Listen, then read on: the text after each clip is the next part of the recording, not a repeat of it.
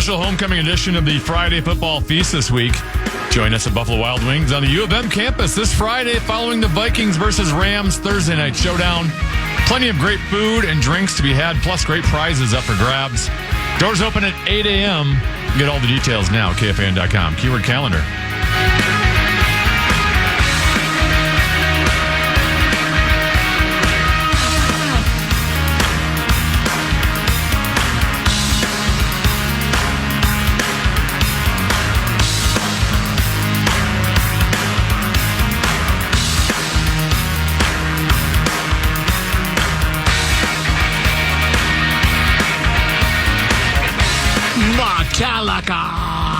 Did you already do the vibe?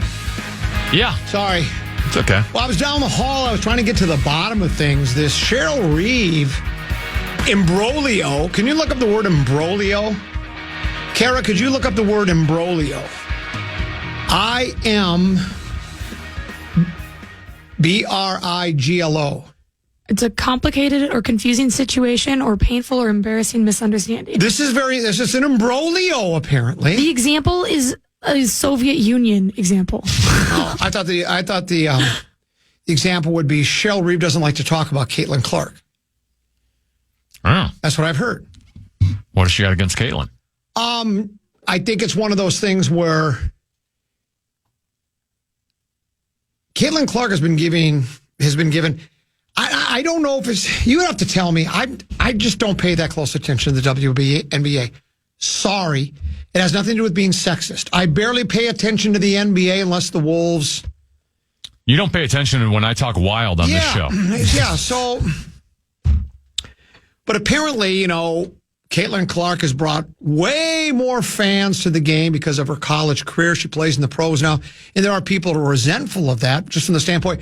We've been around for 28 years. It's not like this is the first good player we've ever had. And apparently that's the feeling amongst a lot of people. Because Barrero said he was going to ask her about it, and she didn't want to talk about it on the air.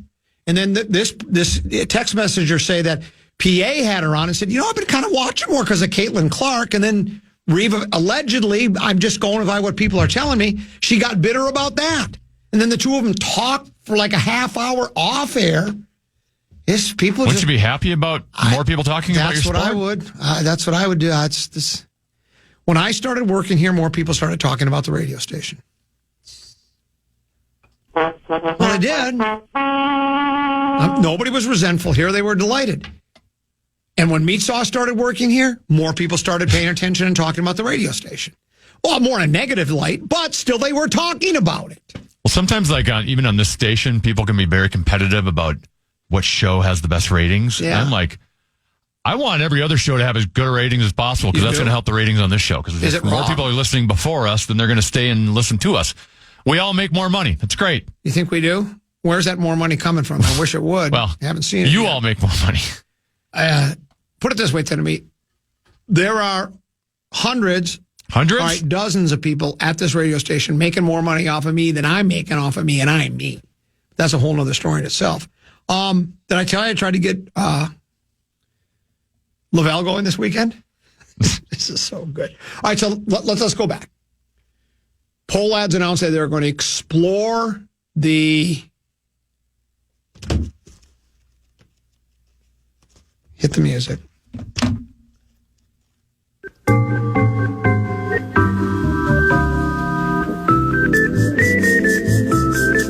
saved the story. Explore the possibility. No. How did they say it to me? I wish you could memorize this for me. So every time I need you to tell me. I'm throwing you under the bus right now, even though it's not your fault.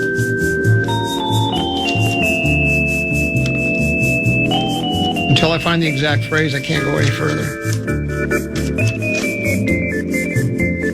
You want to talk about the Wild? What's coming up next with the Wild? Well, they beat Columbus Saturday, which might be one of the worst teams in the National Hockey League. Okay. I think Dean Evason's going to have a long season there. And they're back in action on their road trip against the defending Stanley Cup champions tomorrow night in Florida. Early start, 5:30 start.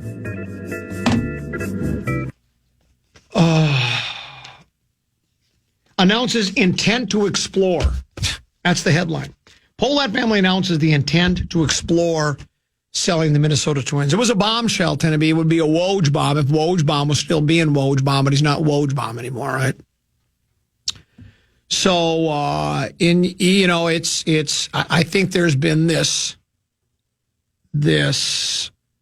groundswell. It started slowly. I'm not going to suggest I was the first, though I think I was, but it doesn't really matter because other people have climbed on board.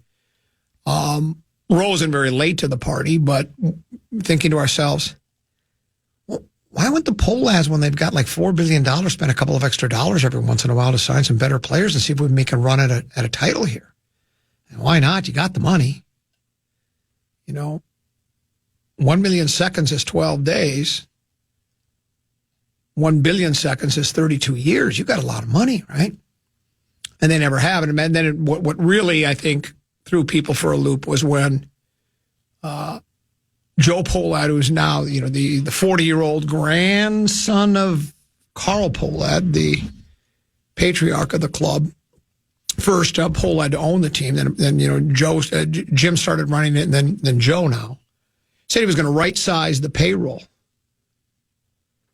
They need to right-size that trophy case, too, to get it where there's only room for two because they're never going to win them, right? And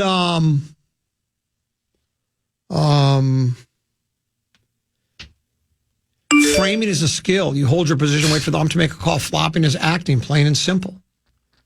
No, flopping is an art form. It's the same thing. It's a skill. It's the exact same thing. It's the same thing of tricking the ref into thinking there was contact that wasn't made, and you're trying to make the umpire think that ball was in the strike zone. Baseball's just been a sport where cheating's always been acceptable. That's exactly That's just it. That's it.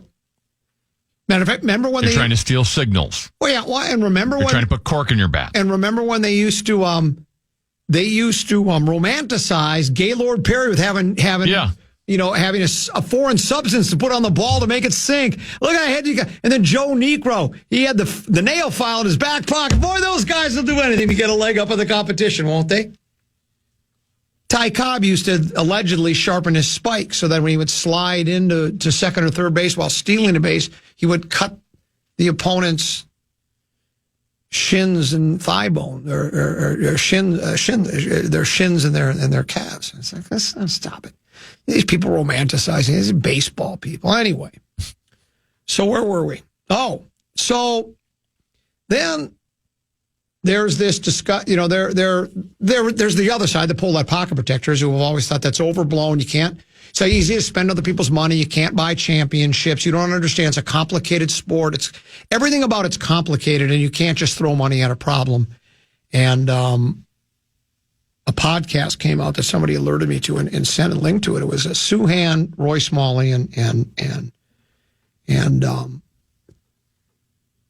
Lavelle talking about, the Pohlads exploring the intent to explore selling the Minnesota Twins and the KFAN effect.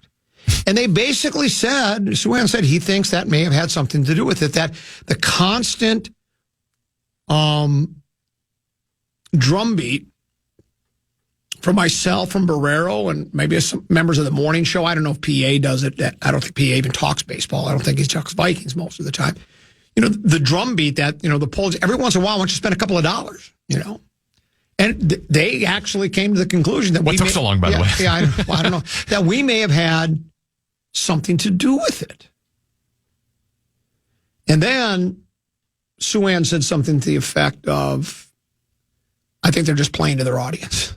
That they know that's what their audience wants to hear. In other words, none of us really believe what we're saying. We're just saying it because we know the audience wants to hear that, right? And Lavelle agreed. So on Saturday, there was a column Lavelle wrote about the Lynx. It said, Neil, Naphesia Collier didn't score much in Game 4 of the WNBA Finals. Trouble for the Lynx? No. Trouble for the Liberty. So what do you think? I sent him that headline and said, I think you're playing to your readership. Well, because isn't he? Instead of saying it's a problem, this is not good, he's saying, oh, it's a problem. In other words, he's trying to turn that into a positive that the Lynx better watch out. Because wouldn't that the Lynx fan, wouldn't that be what they want to hear? No, don't look at that as a negative. It's a positive because she's going to come out and she's really going to have a great game. His response was, I learned from the best. Which I responded, well, Sue Ann is good at it. Then he had this one yesterday. LaBelle. This is the headline. Dante DiVincenzo brings shooting, passing, defending, and one more quality to the Timberwolves. An edge. He's bringing everything to the Isn't that what a Timberwolves fan would want to hear? He brings everything to the club. It's a great trade. So I sent him the headline and I write, this reads like something Wolves fans would love to hear and believe. Almost as if the writer were playing to the readership. I always love that one. I know, but Richard, you can call me Dick for short. It is the irony, though, of them saying this station plays to their fan base and listeners. And then when it's those two. LaBelle said, well, he had some cool things to say, and Finch believes Dante adds all those qualities. Product of reporting. My product of reporting is I watch what the Twins do. I hear what they say. You downsize a pair. And I say, I don't think they're spending enough money. I think they need to spend more. It's what I believe. Matter of fact, early on, Tennessee, years ago, I got more criticism from fans than compliments. It was like, easy to spend somebody else's money. You just don't understand how it works. And then people finally started to come around to my way of thinking. Do you have a keyword here as we go to our first break of the last hour? The Fan and Two Men in a Junk Truck want to give you a shot to put $1,000 in your hand with our National Cash Contest. Enter the keyword check at KFAN.com now for your shot at winning. That keyword is check. Enter now at KFAN.com.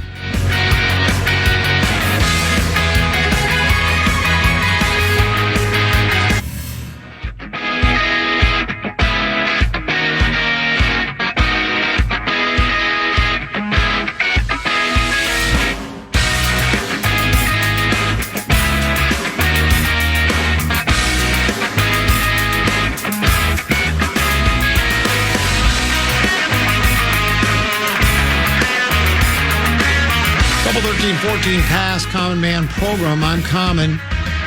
East Tennessee. She's Kara, and this text message came in that says, where'd it go? Boy, they come in so quickly that they get swallowed up before I can even get to it. Hold on. Here it is. No, there it isn't. It went away. Someone wanted to know, Kara, they said, they want to know what you think about the sports teams. They're tired of Tennessee and I talking about pitch framing. She's on a screening a phone call right now. Oh, is she? Yeah. Because they wanted to hear what she has. I wonder if she would play to the fans or not. I wonder if she would. Yeah, because someone says, why can't I find it now? Kara, are you there? Here it is. Can we get some of Kara's takes on the local teams? If I wanted to hear you intend to break down every team, well, I wouldn't. I'm only here for the remote control demos. Remember when I was doing that last week? Kara, do you have any opinions about the local teams? You pay like just general opinion? Yeah, like do you pay attention to like Minnesota Vikings? What do you think? I mean, we suck sometimes. We're pretty good this year. I don't really care. I mean, I care. Yeah. I watch the Vikings games. That's great analysis. You know? I like it. Yeah, really great. I've never been to an NFL game ever, but not many are played in this town. Wah, no, wah, wah. No, they're not. Your thoughts on the Wolves? Lynx? I mean, I love the Wolves. I like the Wolves. Yeah, I probably follow them more than the Vikings. Wild. I follow the Wild. I grew up going to Wild games always. Loons? I've been to one game. They're actually pretty fun, but I've never like watched a game. Eastridge Raptor basketball. What? Nothing. I saw this note, Tennessee. In the past 4 games, Jared Goff has an 83.5% completion percentage, setting the National Football League record for the highest completion percentage over any 4-game span in NFL history. Minimum of 90 attempts. Goff has not been off. He's not been off. And again, I don't even know really what that means because some of it, does have, I mean, they had a good opponent on Sunday, the Vikings defense. Remember, we had the best defensive coordinator in pro football. And then the week before that, they beat Dallas and destroyed them. Yeah, being able to pitch and catch against Dallas. I think Tennessee, you could have put up numbers, completion percentage close to that against Dallas. But still, the numbers are the numbers, and it's a nice run that he is on right now. And I think I just think it's a lot easier when you have really good skill position players and a great offensive line to just sit back there and realize I got a lot of things going my way. It's so much more difficult when you're playing with a team and go, I ain't got a lot to work with. And I'm always worried I got happy feet because I know my left tackle's not very good and I'm going to get clobbered. And so you can sit back there, and I'm not taking anything away from golf. It's a compliment actually, but it's like, you can start throwing the ball anywhere you want when you know you're going to have time to throw, and you've got guys that can get open and have good hands, and you've got an offensive coordinator that's considered one of the best in the business. So I will say, for the most part, he had a clean pocket. There was one yesterday, and I forget the outcome of the play, but Gernard was about to climb all over his back and looked like it was about to be a strip sack, and Goff fended him off a little bit, stepped up in the pocket, and just threw a bullet for 20, 25 yards down the field for a first down.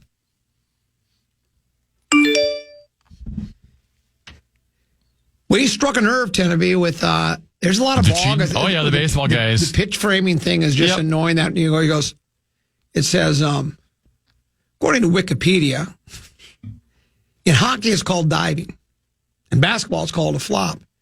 Neither description is anything like framing a pitch, nor does either Wikipedia page reference MLB in any way. It's because they brainwash you and it's been accepted. Just because they labeled it framing. Yeah. If they just said the word embellishing, if it was called pitch embellishing, which it is, you're embellishing where the pitch is. That's exactly right. I'd never even heard of pitch framing until 4 or 5 years ago when LaBelle brought it up. Speaking of LaBelle. There's like analytics involved. Yeah. He's a great pitch framing catcher. I go, a what? Well, yeah, he tries to cheat the system. He tries to game the system. The ball is high and outside, and he pulls the ball down. Okay. That's great. Speaking of baseball, Tenneby, we mentioned that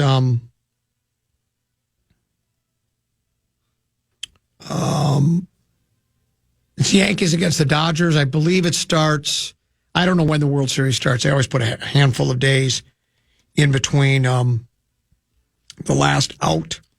25th. 25th. That'd be 4 days from now. On Friday. So Friday. So that will start on Friday.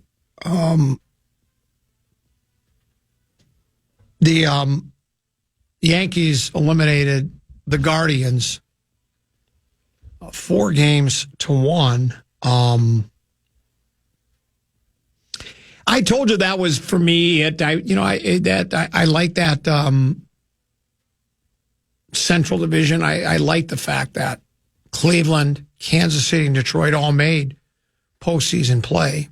Somebody accused me of, you don't like it, Los Angeles and New York because of the big payroll sound. That has nothing to do with that. I just don't like the major market. They get all the attention because that's where they are the biggest media market, so they get all the attention.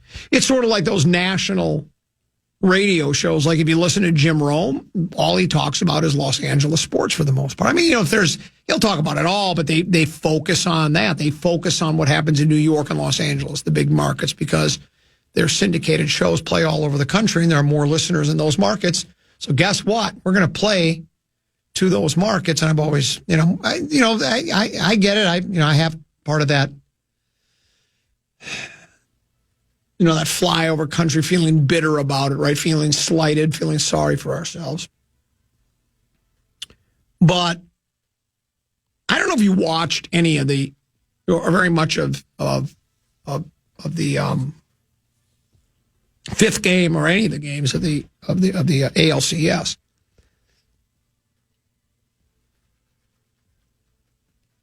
It's 2-0 Cleveland. Okay, game 5. They're trying to force it to a game 6, right? Mm-hmm. It was, I think, 6th inning, if I'm not mistaken. They're up 2-0. There's a runner on third, and Stanton comes to the plate. And Jazz Chisholm, who's just not been hitting very well, is on deck, right? And can you hear music playing? Yeah. What is that? It's either yours or you or Kara.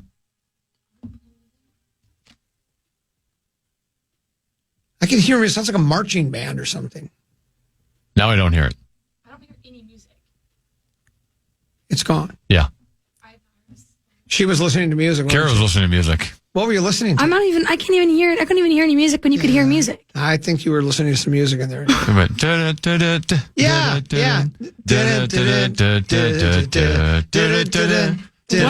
Yeah, you were listening to music. No, I promise I wasn't. I promise She's I wasn't. embellishing and pitch framing over there. You guys are both hearing things. I heard it. I heard it until we mentioned it, and then it got turned off. Yes, exactly. Okay, then it was not me. Someone got her hand caught in the cookie jar. Yeah, well, it certainly wasn't me, because I wouldn't be listening. I would be listening to like the Animals or... So they decide to pitch to Stanton. Music's on again. It's got to be her phone. Can the listener hear it? Because I can hear it. Wait, I can hear it now, but it's not, like, there's nothing playing off my phone. Something's bleeding through. Something's on your phone, I think, because when you went to open your phone again, it happened. Is it cool? No, but I'm not, like, I can't hear anything off my phone. Maybe it's the transmitter. Cool. Did my phone just... Now it's gone again.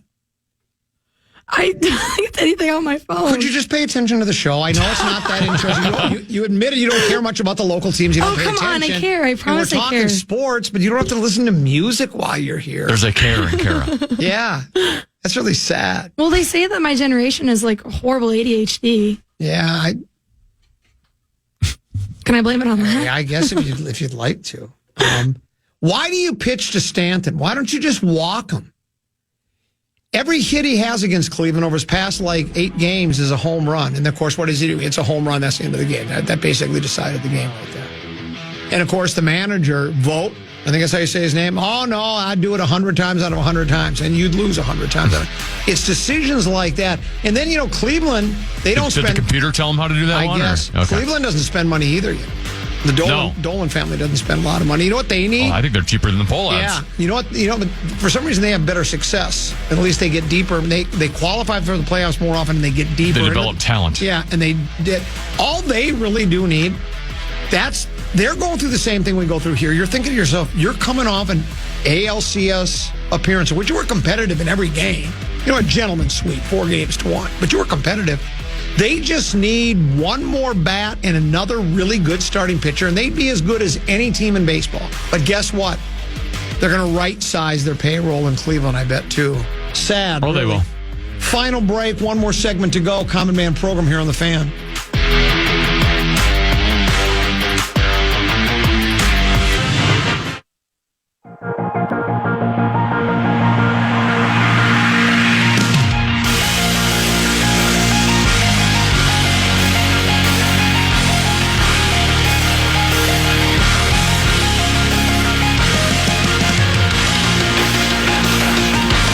Metallica, Vomiting Rats, Five Finger, what are they, Death Punch? What that is?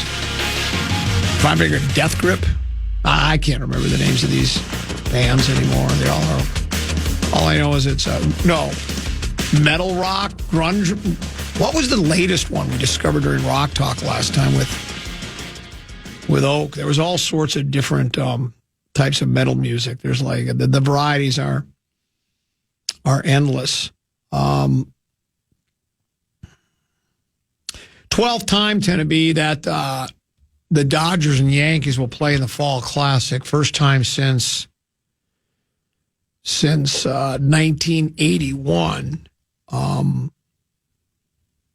Is that 43 years? What's the math again? 1981, is that 43 years ago? Yes. 43 years ago was the last time the Dodgers and Yankees met. Yankees coming off their 41st American League pennant. Dodgers their 25th National League championship. New York is seeking its 28th World Series title, but first since 2009. Why did I think 1995? I think the White Sox won the World Series in 95. First since 2009, the Dodgers their 8th and 2nd in a 5-year span. LA manager Dave Roberts said at Yankee Stadium last June, you're playing for the Dodgers and playing for the Yankees, it better feel different. If not, you better do something different for a profession. Oh, get over yourself. Here's what the Dodgers Mookie Betts said, Tenneby. I guess he's speaking for everybody. Here's what he said. You ready for this? It's kind of what the people wanted, what we all wanted. I didn't want Dodgers versus New York. Did you? Did you want Dodgers, Yankees? I didn't. No. So I'm not one of those people. I don't think I ever do. I wanted Kansas City against San Diego is what I wanted. That's what I was hoping. Be like, do you want Knicks, Lakers? No, I don't. Or Detroit against Padres. Or the Guardians against the Tigers would have been great. Yeah, I didn't want anything to do with Yankees, Dodgers. I will say this, though. I will say this. The promo that they were showing last night during football games on Fox, and they were showing Ohtani highlights and Judge highlights. It is a massive matchup. Those two guys. I've watched enough base.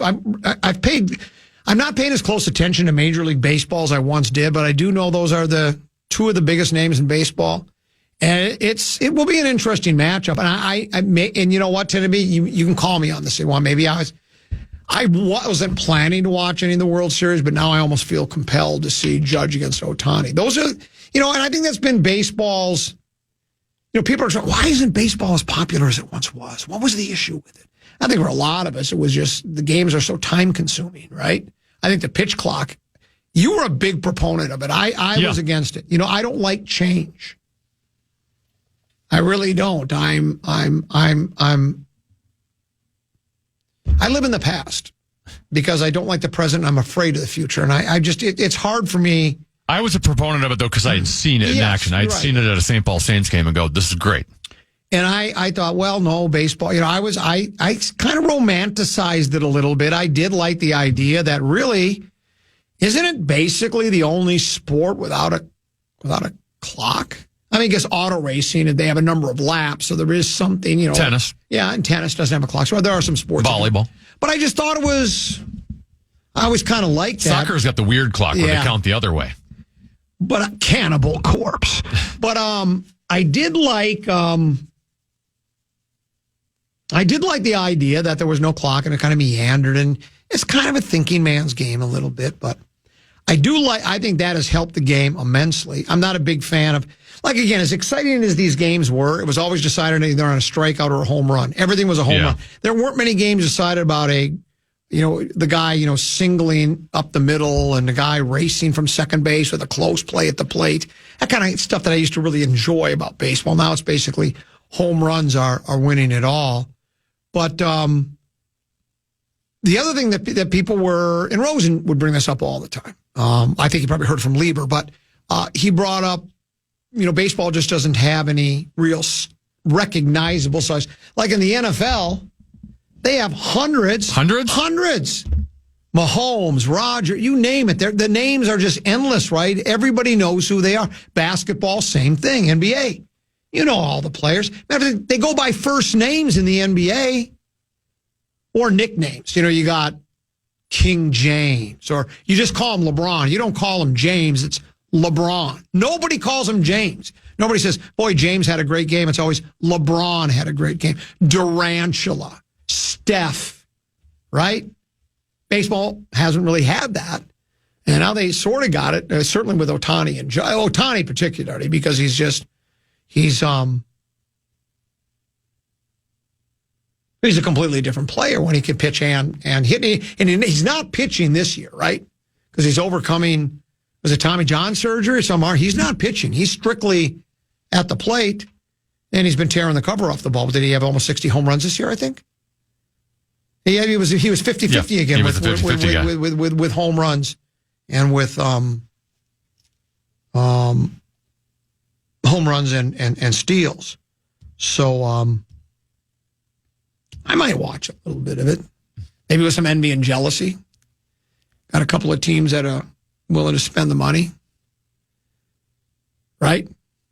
And you can say, well, it's because they have the money. Well, yeah, I know, but still they spend the money, and that's why their teams are part of the reason why their teams are as good as they are. So starts Friday. We'll watch it. After the Vikings lost yesterday, tend to be 31-29 to the hands of the Detroit Lions, the Motor City Kitties.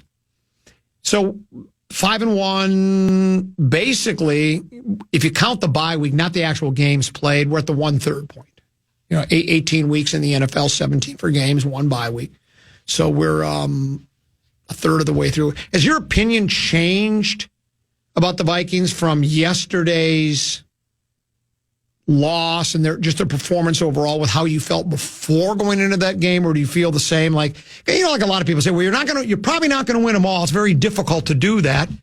And I think you even were saying that last week, that even really good teams are going to have either a lemon or a letdown, or they're going to face a team that plays just that week. They play better than you. Detroit and Minnesota could play Thursday night, and the result could be completely different where the Vikings win. Was your opinion changed on that? So I would say it probably hasn't changed at all, because when they were 5-0, I didn't look at them as this is a 98 Vikings dominant type of team. Right. I didn't think to myself, they're contenders because they're 5-0 and they had the best record in football, but I didn't think of them as this is a super dominant juggernaut that's not going to be stopped.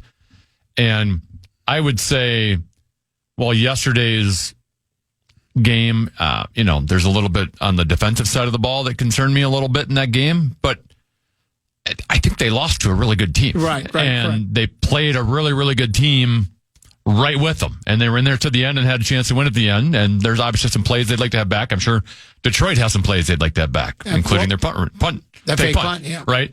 But I think Detroit might be the elite of the elite in the NFC, and we were right there with them. Yep. So, if you lose to Detroit, and I guess at one point in the second quarter it looked like you might, if you would have lost to them 42-10, that changes things. But the manner in which they lost, they played right with them.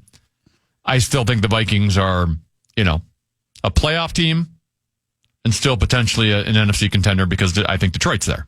You brought up during that long rambling dissertation you just had. Sorry. No, it's okay. I just like saying that. Much of which you lifted from the book of Deuteronomy. Kara wasn't even listening to it. She was listening to music. Yeah, I know. When I was talking. I think it is. I think it was Chance the Rapper she was listening to on KDWB. She was listening to Chance the Rapper. Either that, or she was listening to Cannibal Corpse. One of the two, because I know both genres of music really well, and kind of sounded like one or the other. You mentioned the defense. And that's what I'm wondering with the average Viking fan, because let's face it, Tennessee, again, there's always overreaction. And B-Flow's fighting fire with fire. The defense has been, they're top 5 this year. And I think, overall, and I think even in some categories, have been number 1. And they've been creating havoc. Everybody loves, including myself, the Brock Purdy comment immediately following the Vikings win over San Francisco, where he went over to B-Flow and said, man, your scheme is crazy. And so people started, B-Flow was being elevated to some of the greatest defensive minds that have ever coached the game. And maybe he is. I'm not saying that he's not or won't get there or needs to be in the conversation. But yesterday, I read the paragraph from the guy that writes for AP locally here, Dave Campbell. And I'm not saying he's the be all end all, the final word on, but what he saw, and I asked Lieber about it too. I had Ben Lieber, we text and talk more than most people know. And I saw Lieber said something about, disappointed or whatever, blah, blah, blah. And I said to him, and let me find it, because where's my messages? Here they are. Now, where's Lieber? It's not too far down. I said also too much Ben Johnson. B-Flow got out-schemed today. The exotic defensive sets didn't bother Detroit much at all today. And he said, yep, we sacrifice too much when we bring so many guys. If any team can pick up our blitzes, we are screwed. And I think that is exactly what happened. And not every team can do that. No other teams until Detroit were able to do that this year, right? And they had the line capable of doing it. Yeah, that's it. Because the Lions had the line, and I think my guess is, again, even though I'm watching the all 22 wide at the stadium, what do they like to call it? You're picking up a chip here and a chip there. Is your tight end picking up a guy along the way, right? Is your running back throwing a key block in pass protection and such like that when they send a blitz? And I just wonder if the average fan now still holds Buffalo in as high esteem as they did. And I still think he's a terrific defensive coordinator. And one game does not change my opinion. But it does make you wonder that if, it's the old Tennessee how like people always go, what's the phrase they use? I wonder if they showed the rest of the league how to beat the Vikings. You know what I'm saying? They'll go, if they've been exposed and like, have you give them the template, the blueprint for beating the Vikings defense? And, even if you if other teams can block like Detroit, well, that's then maybe. What I was just going to say. Yeah. Well, that's what I was going to say was maybe they have, but you still got to be able to execute, and you can't leave plays on the field, as Mike Tyson would say. So, yeah, you can see it and go, oh, that's how they did it. They did this and that, and say, oh, but guess what? They got a really good offensive line. They got this and they got that, and they got a quarterback that is playing out of his head right now. And as we talked about, I think some of that is he's got a ton of skills. He's got a howitzer hanging from his right arm, blah, blah, blah. But I also think when you have skill position players like that, when you have their offensive line, top 5 in the league. Right, that can protect you like that, and you have a good play caller, it leads you to just feeling very secure with what's going on out there, and you trust your team. The trust factor, I think, is probably as important as anything. Offensive line's top 5 in the league. Amon-Ra St. Brown, you could argue, is a top 5 wide receiver in the league. Sam Laporta, he hasn't been as good this year as he was last year, but just given the tight end position in the league these days, because none of them are really excelling anywhere, right, you could still argue he's a top 5 tight end. Yep. And then you have a top 5 running back combination in Montgomery and Gibbs. That one guy might be able to go against a certain kind of defense, and yesterday Gibbs was great against the Vikings style of defense. I mean, that's a lot of quality, and we're not even talking about some of their, like a Jameson Williams who didn't show up much yesterday, but has had a good season. And then the quarterback, as you've already lauded. So they're pretty darn good in multiple ways. They can beat you multiple ways. Yeah, when the Lions fell behind early, and then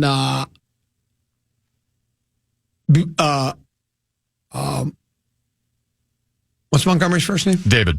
Demo. Yeah, that's what I wanted to try. When Demo went off the field, it looked really bad because he had to be helped off, and he was down for a while. He was limping very gingerly, and Marianne, he wasn't putting any pressure on that. He was out for a bit. I thought, well, he's done for certainly the game, and who knows? It could be one of those things where they announce ACL, MCL, out for the year. He'll rebuild it. He'll be back better than ever. He was back in the game. He had the key fumble, and he wasn't as effective as he has been. I think he's got 5 or 6 tutties on the year for Detroit right now. But Gibbs was spectacular. But like you say, even though the Lions had most of the highlights, they had, they talk about those big plays. Is it like 12 yards on a run and 16 on a pass? They have some numbers they attach to these. And the Lions had... They were getting chunk plays yesterday. They were getting chunk plays. Yet the Vikings were right there.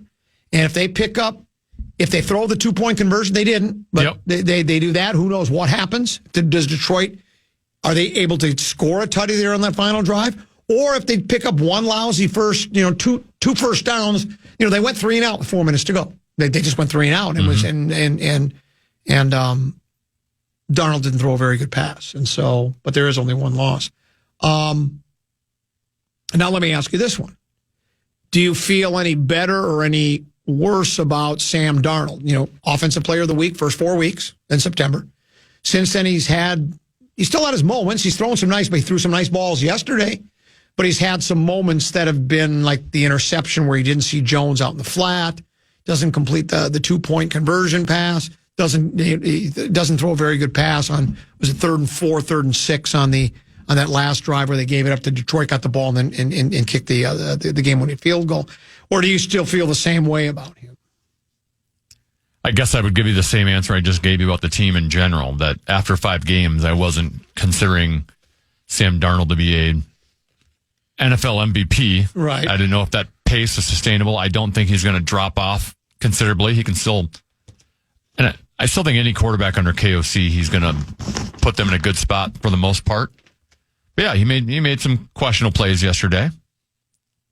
And against a team of the caliber of the Detroit Lions, you don't have as much margin for error as you do against some other teams. Against the Rams, he'll probably be able to make a mistake, another mistake or two more. Detroit, you got to be on your top of your game. 2 questions. Even if their defense isn't that great. 2 questions. Do you think the roar has been restored? Yes. And do you think the horn has been reborn? Yes. I think they both. I think it's both. I think you can have both. Do you think the pack is back? I do think the pack is back. And do you think the Bears have corrected their affairs? I'm not ready to say that on the Bears. Yeah. I think once their schedule picks up a little bit, we might see them fall back to mediocrity a little bit. When do we face the Bears, the Vikings? We've got them November 24th at their place. What if we jump out to a 2-touchdown lead in that game? And then we got them December 16th at our place on Monday night. What if we jump out to a 2-touchdown lead? I'd rather keep it. Well, that's what we did against the Lions, right? We're always wondering how is this team going to do when they when we're trailing in a game, but it didn't happen until the second quarter. There you go. Boy, we had fun today. I did, and I think the audience must have had fun as well. I forgot to give away tickets. I didn't even know if they were in the system. Tickets? I don't think they were in the system. I think I forgot to tell. Yeah, they're in the system. I forgot to tell me. Go for Football Weekly tomorrow with PJ Fleck at noon. Yep. And then Rosen's out all week, right? Yeah, but he said he was going to call in. I saw Karin yesterday on the field. Oh, did you? I did see her. Yeah, we had a chat with her for a while. I think he's going to call in. We will have. I'll arrange to have tickets to give away. Maybe a couple of pairs. Flop, Sweat, and Tears Wednesday, 7:00 at Chart House in Lakeville. Go to charthouselive.com for tickets. We'll try to give some away. Sauce to me and the Armadillo guy. Kara, thanks. And Tenby, thanks for having me. Hey, great job. You as well. We're back tomorrow at 1:00. As Tenby mentioned, PJ Fleck Show. But stick around. Big Ticket JG. They are next. Right here on The Fan. Enjoy the rest of your day. Good night, Mrs. Calabash. Wherever you are. Good morning, good afternoon, and good night, Minnesota! Listen back to any of Common Man's programs by podcasting on the iHeartRadio app or KFAN.com.